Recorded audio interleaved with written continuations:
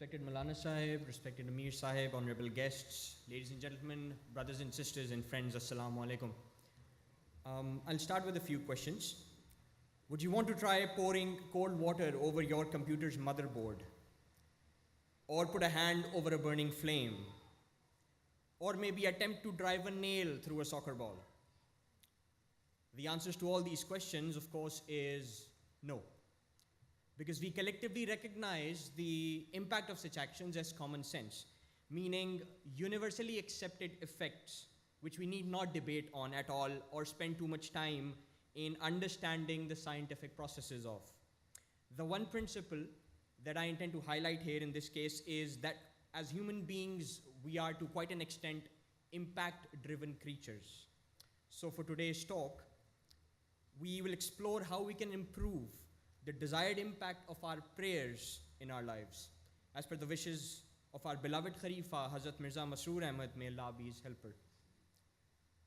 From the many sermons Huzur has given on the topic of Salat, he has touched on several aspects of improving the quality of our prayers.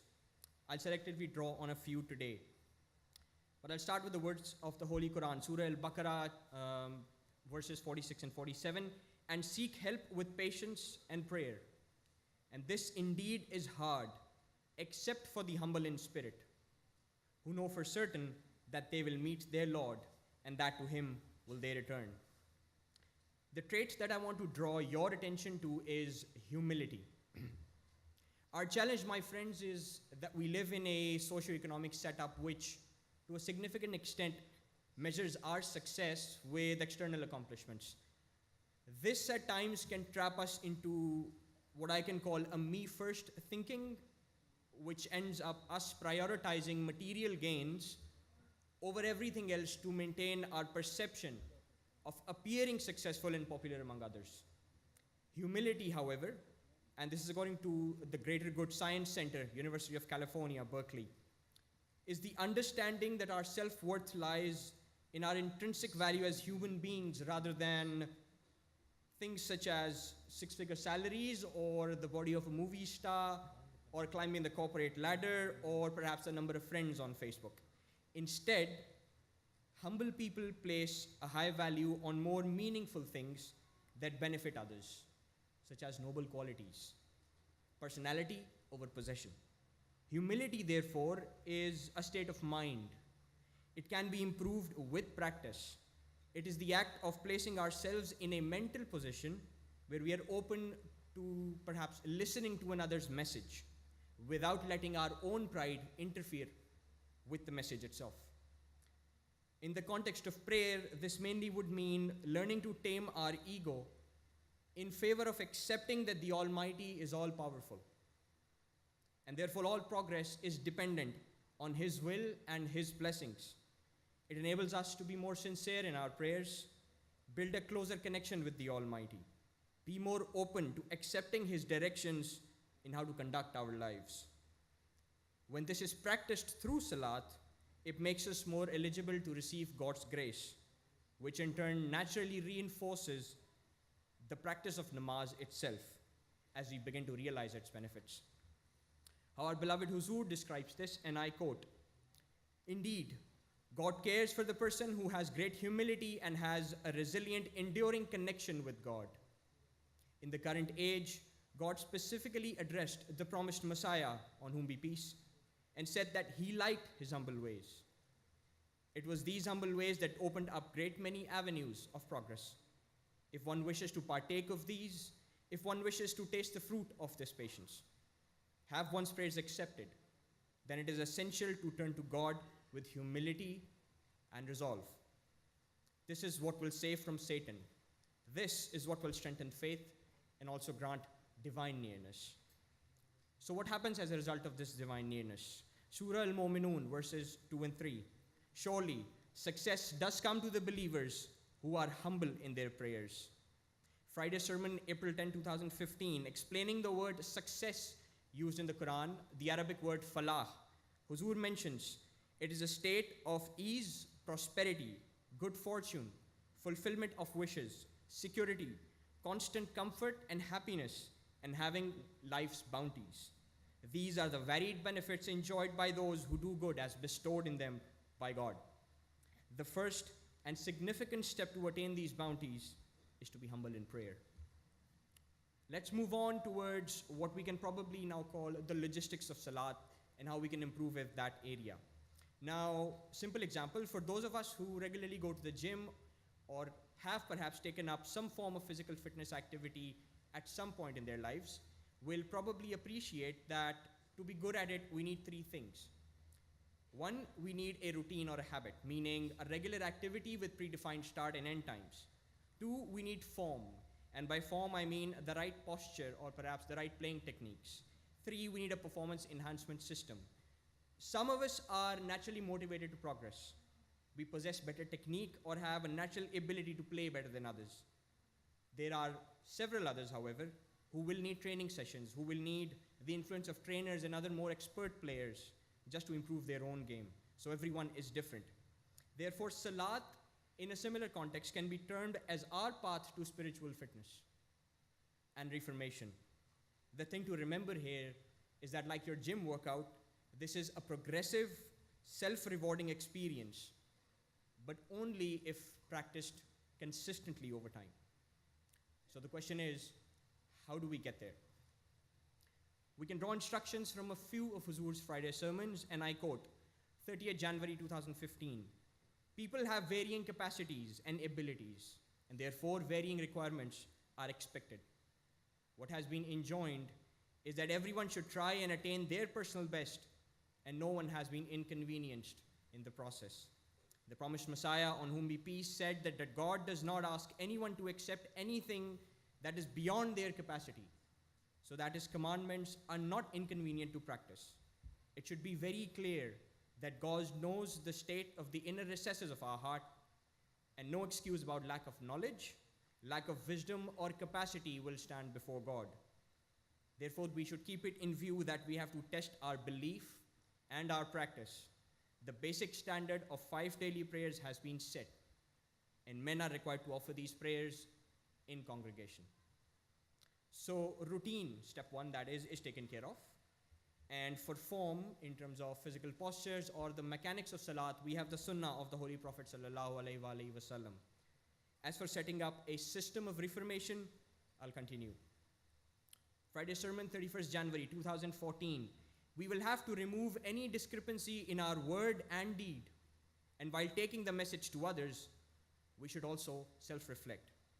So you can see this applies to me as well. Finally, we have the sermon from 22nd June 2012, USA.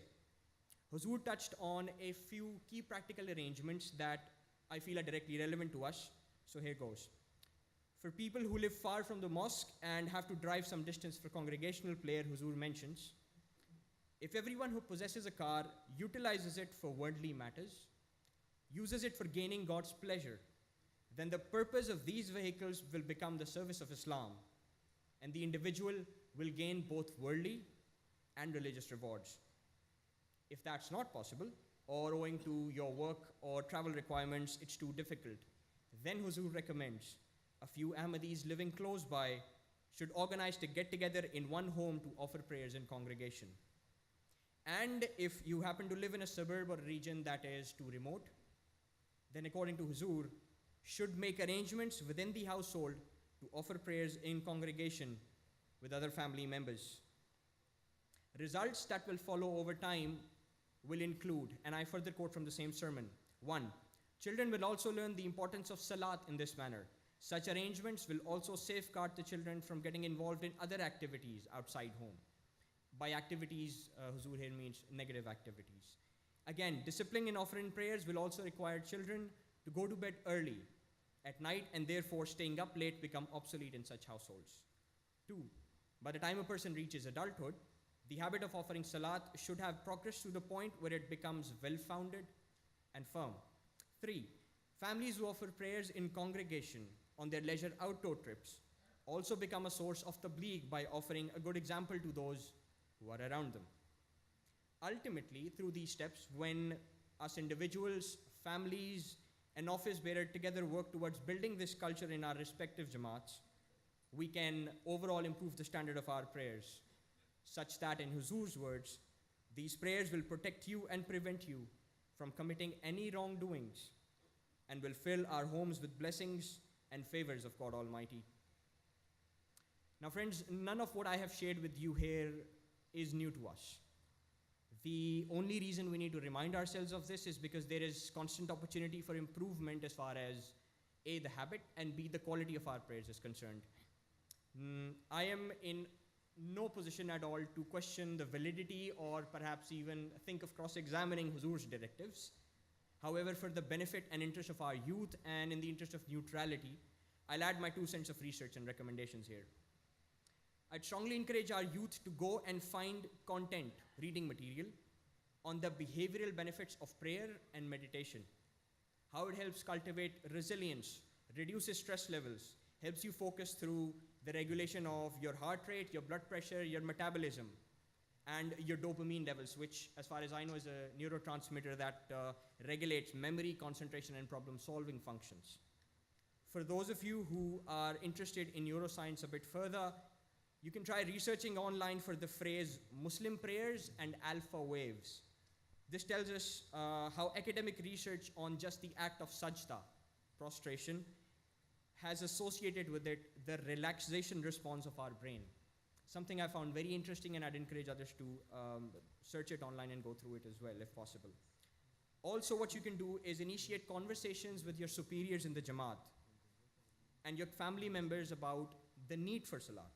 Go again and listen to Huzur's sermons. You need to do this so you can keep yourself motivated, so we can relate spiritually to performing namaz and reinforce our experience of prayers itself through knowledge and perspective. Lagging behind in Salat simply because we choose to stay unaware of its benefits or significance is not an excuse before the Almighty. You don't stop exercising or going to the gym because the quality of our workout on day 1 or day 7 or day 30 is not where you want it to be. The smart thing to do in this case would be to understand its purpose, to research, to practice and train, as painful or uncomfortable it may be, and get better at it through experience and gradual self-improvement. Vision without action is a daydream, and action without vision is a nightmare. I will therefore conclude with the following words of our beloved Huzur. May we as a Jamaat and each Ahmadi individually reach that stage of humility and humbleness where our patience is real and our worship of God is also real and gain His acceptance.